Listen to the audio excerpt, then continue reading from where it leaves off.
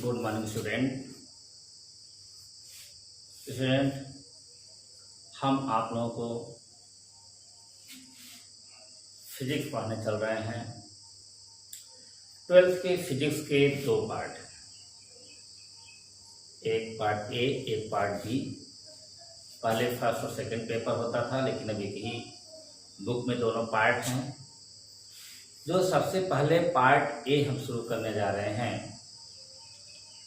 उसमें जो सबसे पहला यूनिट है, कई यूनिट हैं, जिसमें एक यूनिट है इलेक्ट्रोस्टैटिक्स, जिसे हम बोलते हैं स्थिर वैद्युतिकी। और इसमें कम से कम 4 चैप्टर हैं आपके। वैद्युत आवेश एवं क्षेत्र, वैद्युत फ्लक्स, वैद्युत विभव और संधारित्र, कुल लगभग 4 चैप्टर इसमें है यूनिट 1 में। इस तरह से कई यूनिट आपके इसमें फर्स्ट पेपर में हैं, फर्स्ट पार्ट में यानी खंड क में। तो हम सबसे पहले जो इसमें पहला यूनिट हम लेने चल रहे हैं, यूनिट फर्स्ट में, वो है स्थिर वैद्युतिकी। इसे हम बोलते हैं इलेक्ट्रोस्टैटिक्स।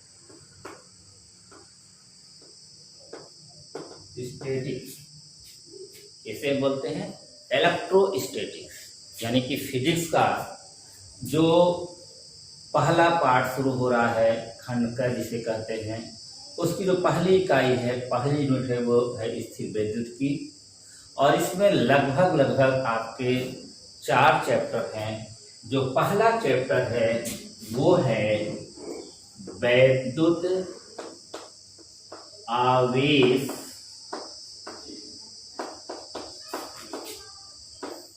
तथा क्षेत्र, इलेक्ट्रिक चार्ज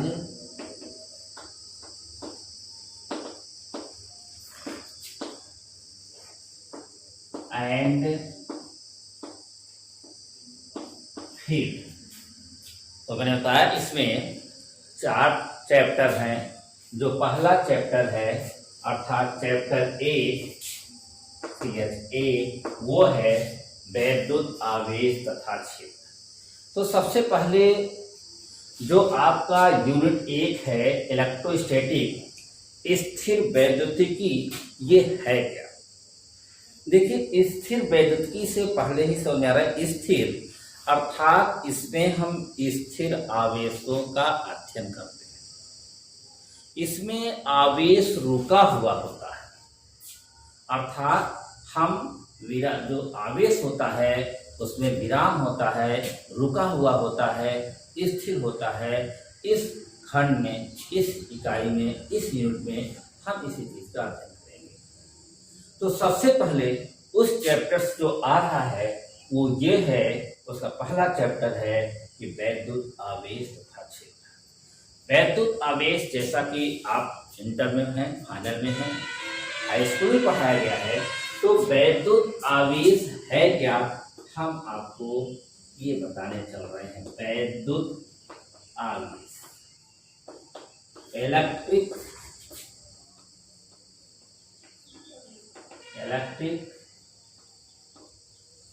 चार्ज। देखिए, वैद्युत आवेश की कई परिभाषाएं हैं। जैसे वैद्युत आवेश किसी वस्तु का वह गुण है जो वस्तुओं को, अन्य वस्तुओं को आकर्षित करता है अथवा प्रतिकर्षित करता है। दूसरा ये भी है कि वैद्युत आवेश वह गुण है जिससे युक्त वस्तु दूसरी वस्तुओं पर वैद्युत बल आरोपित करती है।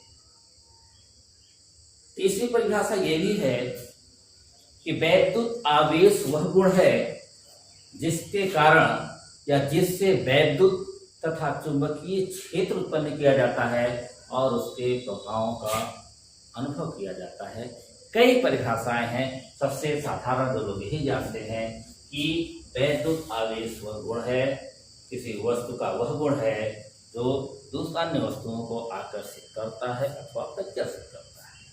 और ये भी है, जैसे कहते हैं कोई वस्तु आवेशित होने का मतलब है या तो आकर्षित करता है या तो क्या करता है, प्रत्याशित करता है। तो ये आवेश की कोई परिभाषा लिख सकते हैं, हम लिख दे रहे हैं कि वैद्युत आवेश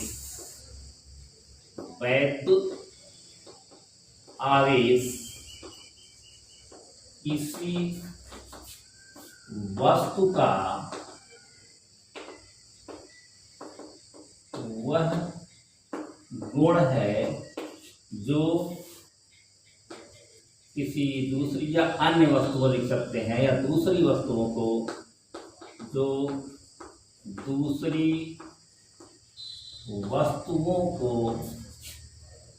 आकर्षित अथवा प्रतिकर्षित करता है।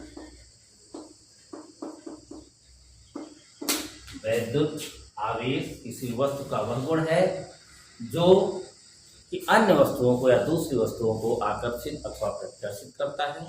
यह भी कह सकते हैं कि वैद्युत आवेश वह गुण है जिससे वैद्युत क्षेत्र तथा चुंबकीय क्षेत्र उत्पन्न किया जाता है, जिससे और उनके प्रभाव का अध्ययन भी किया जाता है। यह भी एक परिभाषा लिख सकते हैं। अब वैद्युत आवेश आप जानते हैं किसी भी राशि का परिभाषा के साथ साथ 11 में आप फर्स्ट ईयर में पढ़े हो, उसका मात्रक क्या होता है, उसकी बीमा क्या होता है, ये भी जानना जरूरी होता है डेफिनेशन के अलावा। तो जो इसका मात्रक होता है, इसका मात्रक होता है कूलाम। वैद्युत आवेश का जो मात्रक होता है वो कूलाम होता है। और यह कैसी राशि है? यह अदिश राशि। कैसी राशि है? यह अदिश राशि है। अब वैद्युत आवेश का मात्रक कूलाम है और यह एक अदिश राशि है। अब हम इसका बीमा भी जानना चाहेंगे। इसकी बीमा क्या होती है? इसकी बीमा तभी जान पाएंगे जब हम आवेश का सूत्र जानेंगे। तो आवेश को हम किससे प्रदर्शित करते हैं? इसे हम Q से प्रदर्शित करते हैं। आवेश को हम Q से प्रदर्शित करते हैं, Q से प्रदर्शित करते हैं। और जो आवेश का सूत्र होता है वो Q बराबर होता है I इंटू टी, जहां I वैद्युत धारा है, उसे धारा लिख सकते हैं, और T क्या है? समय। Q आवेश है, I वैद्युत धारा है, T समय है। तो इसका जो दूसरा मात्रक हो जाएगा I को हम लिखते हैं, ये क्या है? वैद्युत धारा, एम्पियर, और समय का क्या होता है? सेकेंड। अर्थात जो इसका दूसरा मात्रक होता है वो होता है एम्पियर इंटू सेकेंड। ये दूसरा मात्रक इसका होता है। पहला मात्रक तो क्या है? इसका कूलाम। दूसरा मात्रक क्या होता है? एम्पियर इंटू सेकेंड होता है। और जो इसका बीमीय सूत्र होता है वो ए टी बार लगा देंगे। ए एम्पियर के लिए प्रदर्शित करता है और टी समय के लिए। तो आपने वैद्युत आवेश की परिभाषा पढ़ लिया, वैद्युत आवेश का मात्रक देख लिया, वैद्युत आवेश की बीमा आपने देख लिया, और आपने ये भी देख लिया कि कैसी राशि है। अब इसके बाद हम आवेशों के प्रॉपर्टीज के बारे में जानेंगे कि आवेश कितने प्रकार का होता है, इस आवेशों का गुण क्या है। तो आवेश कितने प्रकार का होता है ये हम कैसे जानेंगे, ये हम देखना चाहेंगे। ये चीज आप नोट कर लीजिए कि वैद्युत आवेश परिभाषा ने बताया कि वैद्युत आवेश किसी वस्तु का वो गुण है जो दूसरी वस्तुओं को आकर्षित अथवा प्रत्याशित करता है। इसका मात्रक कूलाम होता है, यह एक अदिश राशि है। और अगर इसका सूत्र निकालना चाहें तो Q बराबर I इंटू टी, और इसका दूसरा मात्रक होता है एम्पियर इंटू सेकेंड। और ये भी है कि कहा जाए कोई वस्तु आवेशित है, अर्थात आवेशित होने का मतलब है कि वो वस्तु आकर्षित है अथवा प्रतिकर्षित है। आवेशित होने का मतलब क्या है? आकर्षित है अथवा प्रतिकर्षित है। अब हम ये कैसे जानेंगे कि आवेश कितने प्रकार का होता है? देखिए, यहाँ पे एग्जाम्पल हम ले रहे हैं कि मान लीजिए एक यहां पे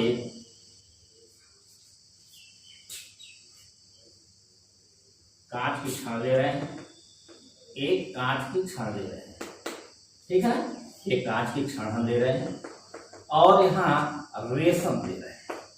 अगर हम इस कांच की छड़ को रेशम से रगड़ें और एक दूसरी छड़ और ले रहे हैं, ये भी कैसी छड़ है, ये भी कांच की छड़ है, इसको भी हम किससे रगड़ रहे हैं, इसी रेशम से, इसको भी रगड़ रहे हैं और इसको भी। और दूसरी हम ले रहे हैं आबनूस की छड़, ये आबनूस की छड़, दो छड़ ले रहे हैं और इसको हम बिल्ली की खाल से, इसको भी रगड़ रहे हैं, इसको, अर्थात कांच के दोनों छड़ हैं, रेशम से दोनों को रगड़ रहे हैं, ये आबनूस की छड़ बिल्ली की खाल से दोनों से रगड़ रहे हैं। अब जब हम इनको दोनों को एक दूसरे के पास लाते हैं तो देखते हैं क्या होता है, और जब इनको एक दूसरे के पास लाते हैं तो क्या होता है। देखिए होता क्या है, जब हम इनको एक दूसरे के पास लाते हैं तो जो कांच की छड़ है इसमें से कुछ इलेक्ट्रॉन ये रेशम पे चले जाते हैं, कहां पे, रेशम से चले जाते हैं। इसी तरह से तो कांच की छड़ हमारी क्या हो जाती है, क्योंकि इलेक्ट्रॉन इसमें से निकल के उसमें गए तो कांच की छड़ हमारी क्या हो गई, धनावेशित, और यह क्या हो गई, ऋणावेशित, अर्थात इलेक्ट्रॉन जहां से निकलता है वहां इलेक्ट्रॉन की कमी हो गई, वहां धनावेश होता है, और जहां पे पहुंच गया, अर्थात अगर यहां से इलेक्ट्रॉन निकल रहा है, इलेक्ट्रॉन यहां से निकल रहा है, यहाँ कमी हो गई, तो ये कैसा प्रदर्शित, धनावेश, और यहाँ आ रहा है तो यहाँ क्या हो गया, अधिकता हो गई, तो यहाँ कैसा आवेश हो गया, ऋण आवेश। इसी तरह इसमें भी होता है, अर्थात आप ये देख रहे हैं कि एक पर धन आवेश हो गया, एक पर ऋण आवेश। इसका मतलब क्या हुआ कि आवेश दो प्रकार का होता है। आवेश कितने प्रकार का होता है, दो प्रकार का होता है, एक धन आवेश और एक ऐसा आवेश ऋण आवेश। तो यहाँ पे आप देख रहे हैं कि अब यहाँ पे ये दोनों समान, यहाँ पे आप मैंने बताया था कि ये और ये दोनों रेशम से रगड़ा जा रहा है, ये कांच की छड़, एक कांच की छड़, दोनों को हम पास लाते हैं तो क्या होता था, प्रतिकर्षित हो जाता है।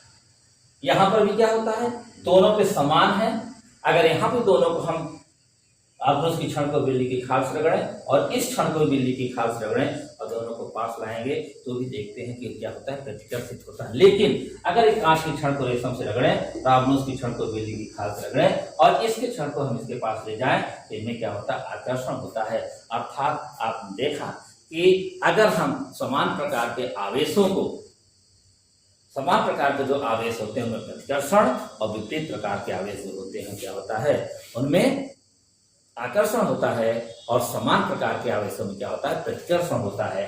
तो उस तरह से अगर इसमें देखा जाए तो इसमें क्या होता है, यहाँ पे आपका धन आवेश, यहाँ पे क्या होता है, ऋण आवेश। तो इस तरीके से आप देख रहे हैं कि आपको पता चला कि आवेश कितने प्रकार का होता है। आवेश आपको दो प्रकार का होता है, एक आपको धन आवेश मिल गया, दूसरा क्या हो गया, ऋण आवेश हो गया। ठीक, ये बात समझ में आई कि आवेश क्या हुआ, आवेश के मात्रक क्या हो गया, बीमा क्या हो गया, आवेश कितने प्रकार का होता है। आपको पता चला कि आवेश दो प्रकार का होता है, धन आवेश और ऋण आवेश। अब हम आपको बताना चाहते हैं कि आवेश का गुण क्या है, इनकी प्रॉपर्टीज क्या है। अभी मैंने आपको बताया कैसे उत्पन्न होता है, मैंने कहा कि ये रगड़ उत्पन्न घर्षण के द्वारा भी उत्पन्न होता है। ये क्या कर रहे हैं, एक रेशम से रगड़ रहे हैं कांच के छड़ को, तो क्या हुआ, एक तरह से घर्षण द्वारा हुआ। प्रेरण द्वारा भी होता है, अर्थात अगर एक कोई धनावेशित है उसके पास दूसरी छड़ लाए तो अपने आप आवेशित हो, प्रेरण के द्वारा हो गया। इधर चालन के द्वारा भी होता है, आवेशन की कई प्रक्रिया है। तो अब यहाँ पे हमें जानना चाहते हैं कि आवेश की प्रॉपर्टीज क्या है, चार्ज की प्रॉपर्टीज क्या है। जो सबसे पहले आवेश का पहला गुण है, पूछा भी जाता है कि आवेश का यहाँ पे संरक्षण का नियम, आवेश के संरक्षण का नियम, law of conservation of charge की संरक्षण का नियम क्या है। संरक्षण का नियम है कि न तो आवेश उत्पन्न किया जा सकता है और न ही आवेश को नष्ट किया जा सकता है। अर्थात अगर आवेश शुरू में शून्य है उस पर अगर जो भी और बाद में भी शून्य होगा। जैसे मैं इलेक्ट्रॉन पॉजिट्रॉन की बात करूं तो इलेक्ट्रॉन पे ऋण आवेश होता है, पॉजिट्रॉन पे धन आवेश। तो दोनों को मिला दें तो यहाँ पे भी आवेश क्या है, शून्य है। ये तो जो इलेक्ट्रॉन हो रहा शून्य है, लेकिन बाद में अगर जब एक दूसरे से मिलते हैं तो एक दूसरे का विनाश कर देते हैं और इनके स्थान पर जो गामा फोटॉन उत्पत्ति होती है, अगर आप पढ़ेंगे तो उनका भी जो है तरह से देखा जाए तो उनका जो आवेश होता है मिलकर के क्या होता है, शून्य होता है। अर्थात आवेश को न तो नष्ट किया जा सकता है और न आवेश को उत्पन्न किया जा सकता है। इसी को हम आवेश का संरक्षण नियम कहते हैं। ये दो चीजें बहुत जरूरी है। दूसरा चीज आता है कि यहाँ पे कि आवेश का क्वांटमीकरण क्या है। आवेश का क्वांटमीकरण क्या है ये आपको जानना बता सकते। तो आवेश का क्वांटमीकरण क्या है, हम किसी आवेशित वस्तु पर जो आवेश होता है उसका एक न्यूनतम मान, बहुत ही छोटा आवेश होता है, और जब जो सबसे छोटा आवेश होता है उसी को हम ई से दिखाते हैं। इसी को हम मूल आवेश कहते हैं। ई को क्या बोलते हैं, हम मूल आवेश कहते हैं। क्या कहते हैं, मूल आवेश कहते हैं। और आवेश को विभाजित नहीं किया जा सकता, अर्थात इसको हम ई लिखते हैं, 2e लिख सकते हैं, 3e लिख सकते हैं। हम इसको 1.1e, 1.2e, 1.9e नहीं लिख सकते, अर्थात आवेश को विभाजित नहीं किया जा सकता। इसी को हम आवेश का क्वांटमीकरण अथवा परमाणुता कहते हैं। और अगर हमें कहें कि किसी वस्तु पर आवेश Q है और जो आवेश E हमारा एक न्यूनतम आवेश है, तो हम फार्मूला लिख सकते हैं Q बराबर Ne, जहां E हमारा क्या है, मूल आवेश कहते हैं, N क्या है, इलेक्ट्रॉनों की संख्या है। तो ये फार्मूला हमारा आता है Q बराबर Ne। और जो एक सबसे बहुत जरूरी बात मैं बताना चाहता हूं कि इलेक्ट्रॉन पे धन, किसी वस्तु पर धन आवेश है या ऋण आवेश है, इसके लिए जो ज्यादा जरूरी होता है वो है इलेक्ट्रॉन। इलेक्ट्रॉन उस वस्तु पे धन आवेश की अधिकता है या ऋण आवेश की अधिकता है, वो निर्भर करता है इलेक्ट्रॉन पर। मैंने भी बताया कि इलेक्ट्रॉन उत्तरदायी है कि वस्तु धनावेश है या वस्तु ऋणावेश है। मैंने बताया भी कि इस वस्तु से इलेक्ट्रॉन निकल गया तो वहां पे इलेक्ट्रॉन की कमी हो जाती है और उस पर धन आवेश होता है, और जहां इलेक्ट्रॉन पहुंच गया वहां इलेक्ट्रॉन की अधिकता हो जाती है और वहां पे क्या होता है, ऋण आवेश होता है। अर्थात यहाँ पे इलेक्ट्रॉन, किसी वस्तु पर इलेक्ट्रॉनों की अधिकता है या इलेक्ट्रॉनों की कमी है, वह प्रदर्शित करता है, इस पे इलेक्ट्रॉनों के ऊपर निर्भर करता है। तो हम इसमें निकाल सकते हैं, मान लिया ये फार्मूला हमारा Q बराबर Ne, अगर ये कह दिया जाए कि किसी वस्तु पर 10 इलेक्ट्रॉनों की अधिकता है, बताइए उस पर कैसा आवेश है। तो इलेक्ट्रॉनों की अधिकता है, तो इलेक्ट्रॉन कहीं से निकल के पहुंचा है, तो अभी मैंने कहा अधिकता है तो उस पर कैसा आवेश होगा, उस पर ऋण आवेश होगा। अगर कह दिया कि किसी वस्तु पर 10 इलेक्ट्रॉनों की अधिकता, अर्थात n बराबर हो गया 10, तो पूछ सकता है उस वस्तु पर आवेश कितना होगा। तो आपका एक फार्मूला होता है Q बराबर N। अगर आपसे ये पूछ लिया गया कि किसी वस्तु पर मान लिया 10 कूलाम आवेश है, किसी वस्तु पर 10 कूलाम आवेश है, तो बताइए उस पर 10 कूलाम धन आवेश कर दिया, तो बताइए उस पर कितने इलेक्ट्रॉनों की कमी है, अधिकता। धन आवेश है तो निश्चित रूप से इलेक्ट्रॉनों की क्या हो गई, कमी हो गई। और कितना हो गया, तो ये फार्मूला क्या आपसे पूछा था, आप जानते हैं Q बराबर क्या होता है Ne, तो N बराबर क्या हो जाएगा Q अपान E। तो Q का मान कितना होगा, 10 दिया है, और E का मान 1.6 इंटू 10⁻19। आप इसको लिख सकते हैं 100/16 इंटू 10⁻⁴ सीधे ऊपर चला जाएगा, तो कितना हो जाएगा, 19 हो जाएगा। भाग करके निकाल सकते हैं कितना इलेक्ट्रॉन। उसी तरीके से यहाँ पे अगर आपको ये दिया रहे कि मान लो N दिया गया है आपको, यहाँ पे मान लीजिए N आपको दिया गया है कि N इतना हुआ, इतने इलेक्ट्रॉन अधिकतम है, तो हो सकता है आपको N देकर के Q आपसे पूछ सकते